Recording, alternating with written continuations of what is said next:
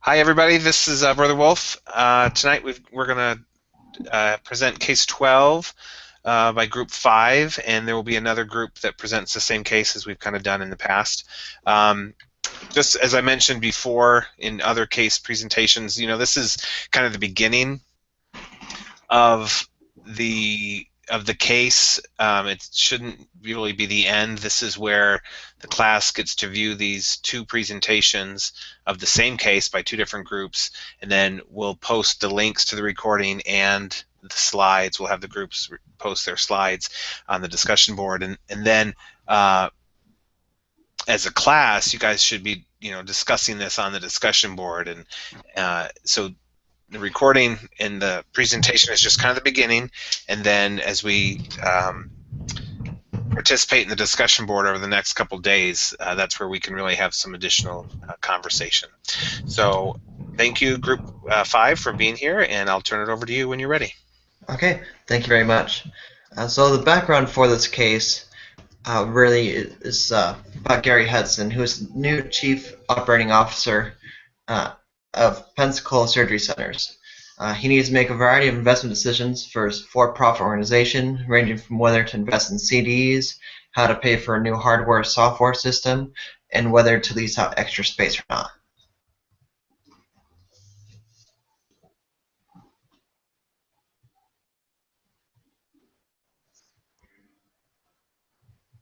Jonathan? Yeah, could you go on to the next slide? Oh, I did. I'm sorry. Oh, there we go. Okay. Yeah, so there it went 2 down. There it is. It should be on 1. Okay. So one of the first possibilities in terms of investing the excess $50,000 for the Pensacola Surgery Centers was to invest that $50,000 in a CD, and in one go over some different possibilities and different compounding rates to see of what is their best option. And in question A, we do a simple annual compound at a 10% CD, and that gives them about a $5,000 return. And in question B, we look at what kind of return they could get if the interest on that was 5% and 15%. And then the bank goes ahead and the surgery center goes ahead and looks at 2 different banks options. Bank South, which is a semi-annual CD at 10%, and then Bank of America, which includes daily compounding. And I bolded here Bank of America because the daily compounding ends up yielding the greatest return. So in terms of a 1-year CD for the Pensacola Surgery Centers, the Bank of America daily compounding would probably be the best choice if they were going to go with a 1 year. And if Bank South wanted to be competitive, they would need to have a 10.253 interest rate to be able to match. So in other words, they would need to be more than that interest rate to be competitive. Can you go on to the next slide, Miles?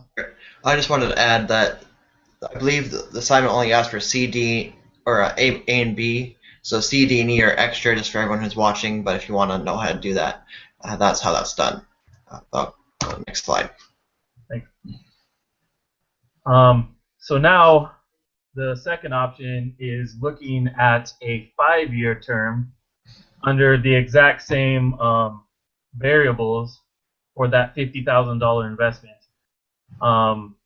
So as we look through it, we can see that the numbers and the percentages are basically the same, but on a grander scale.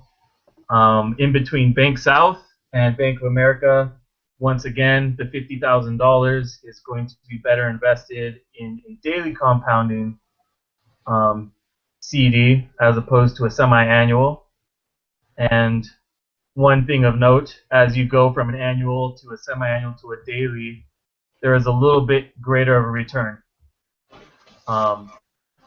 So it's pretty much a reiteration of the first question, but just on a 5-year scale. Okay, perfect.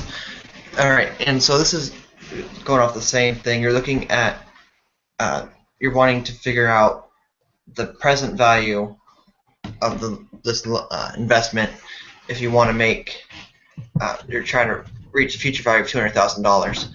And so with this, you use the present value function in Excel for part A, and that gets you $124,000.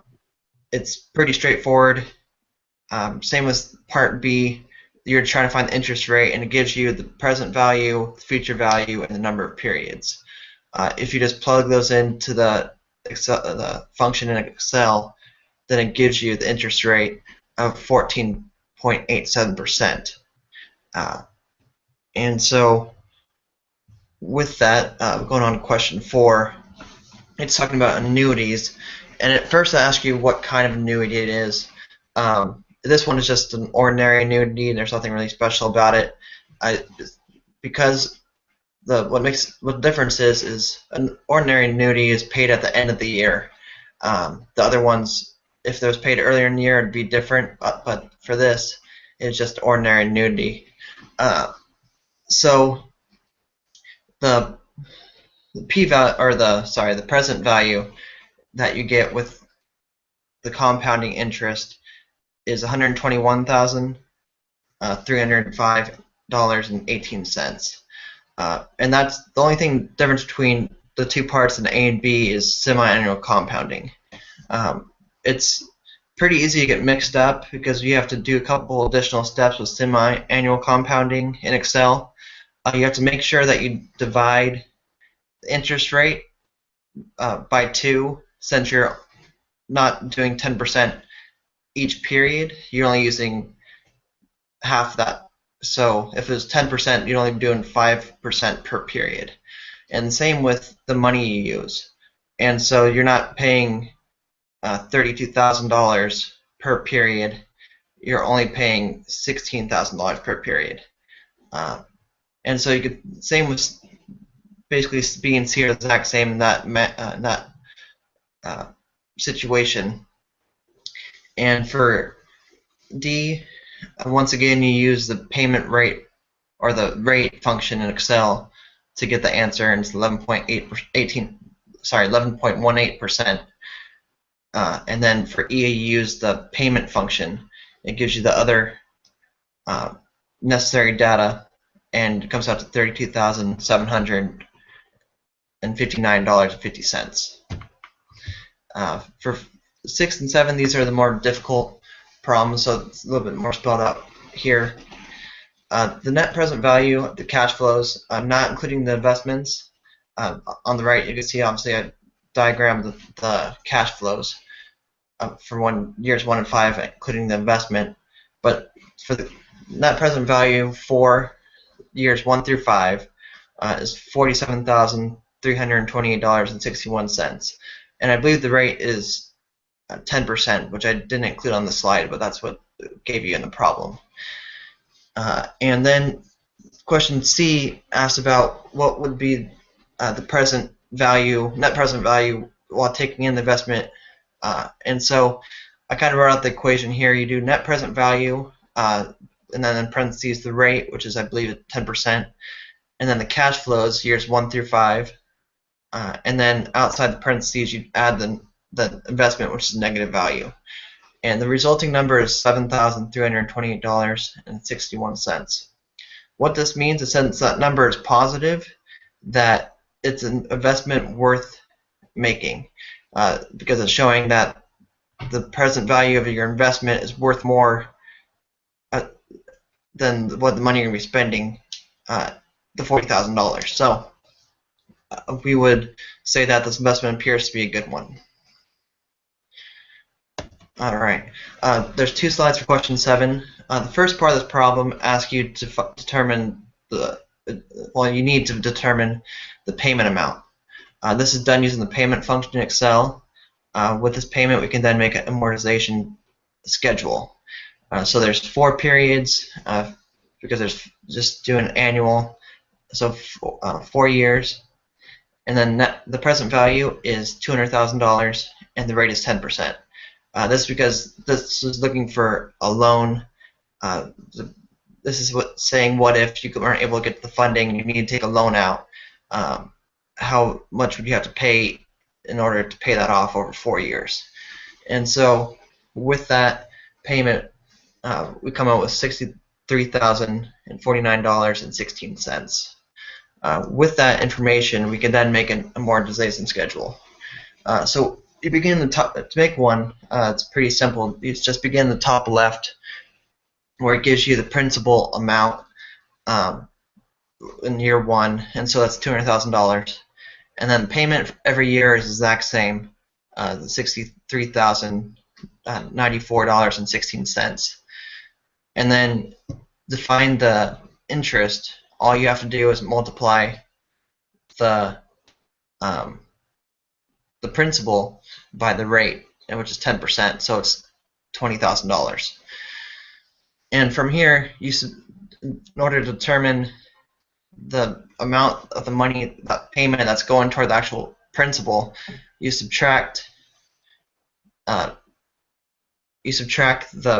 principal. Sorry, you subtract the interest from the payment, and that's how you get the repayment of the principal in the second to the right column. And then you subtract that number by the principal to get the remaining balance.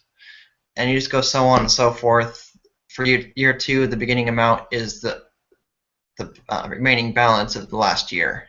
And eventually, you keep on following the same pattern over and over until your remaining balance is 0. And that is the last slide, I believe. It's pretty straightforward. Just kind of make sure you don't miss any steps in the Excel formulas. Any other comments you'd like to add, Jonathan? No, yeah, I think you did a good job. Yeah, you guys, this was like perfect. And you're right, it is pretty straightforward. It's kind of plugging in numbers, right, into formulas and that sort of thing. But I think as I was looking at every single one of your answers, I don't think there was a single one that was wrong. So I may have, there was a moment there where I was checking an email, but because somebody was trying to reach me, but so I may have missed one, but it all looked right on the money. So excellent work.